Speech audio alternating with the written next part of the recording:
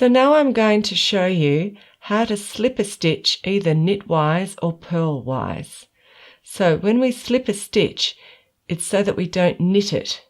And sometimes we slip it over the top, or we just don't knit it in that row. So knitwise, slip a stitch, we take our right hand needle and we go to the left of the stitch and up and through, just as if we were going to knit it like this. But we're not going to knit it, we're simply just going to pull it off and leave it there. And so we would continue to knit the next stitch and it would stay there unknitted. I'll show you again. So slip stitch knitwise, we take the right hand needle, we take it to the left side of the stitch, up and under, and just pull it off. Okay, and you can see how it's slightly twisted the stitch. And then we continue to knit. So if I was I'll do that again for you. So to the left of the stitch, pull it off, and the stitch is twisted this way. And I continue to knit.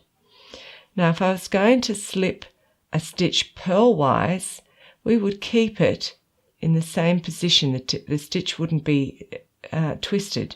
So we take our right hand needle and instead of going to the left of the stitch, we stay on the right side of the stitch.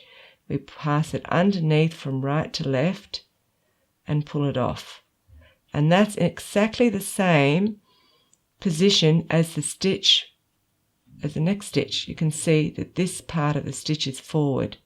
So it's not twisted in any way. So then we knit another stitch, and then we're going to slip another stitch purlwise. So we go from the right side of the stitch through to the left side of the stitch and pull it off, and it stays right. It's not twisted.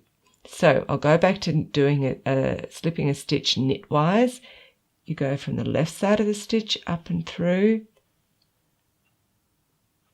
And then if I was to slip a stitch purlwise, I'm going from the right through to the left. And you can see on the needle how different they are.